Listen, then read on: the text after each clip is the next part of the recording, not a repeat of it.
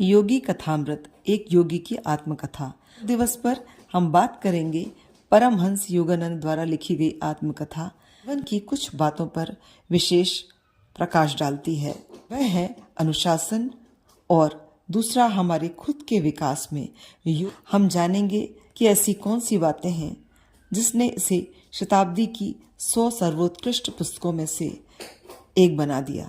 अध्यात्म की ओर हमारा रुझान किस तरह हमारी आध्यात्मिक विकास में मदद करता है।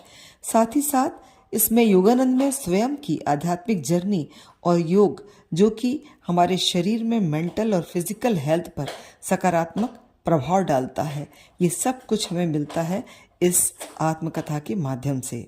समय था जब अध्यात्म को हम बुजुर्गियत और बढ़ती हुई उम्र से रिलेट करते थे, पर आज न केवल उम्रदराज अपितु युवा वर्ग अच्छा खासा रुझान बढ़ रहा है अध्यात्म की ओर, और यह उचित भी है क्योंकि इस तरह की पुस्तकें हमको जीवन में बहुत सारी मुश्किलों में से निकालने में मदद करती हैं। हमारे यह पुस्तक योगानंद के जीवन के बारे में है, जिसमें उन्होंने बचपन से लेकर आध्यात्मिक गुरु बनने की यात्रा के बारे में बताया है। उन्हें इस आध्यात्मिक यात्रा में किस तरह से आनंद और शांति की प्राप्ति हुई, उनके आध्यात्मिक गुरु के सानिध्य में किस तरह से उन्होंने आध्यात्मिक जर्नी तय की और उसका उनके जीवन में क्या प्रभाव पड़ा, इस बारे में बड़े विस्तार से बताया है। बहुत ही खास बातों को देखा जाए तो यह स्पिरिचुअल जर्नी की बात करती है, और उसके साथ ही साथ इस जर्नी में कि बड़े फिलोसफर्स और स्पिरिचुअल गाइड्स,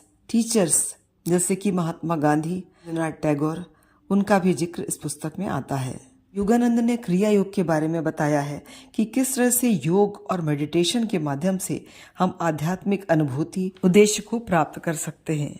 एक इनसाइट देती है हमारी इंडिया की स्पिरिचुअल ट्रेडिशंस के बारे में, कल्चर के बारे में, का एक कोरिलेशन अध्यात्म विज्ञान और फिलॉसफी जानने के लिए एक समझ देती है। इस बुक को पढ़ने के बाद जीवन की वास्तविकता को तथ्य के साथ समझ पाते हैं। हमारे जीवन में आध्यात्म का क्या स्थान है और आध्यात्म से जुड़ना, ध्यान से जुड़ना हमें किस तरह से आत्मिक शांति देता है। इस बुक का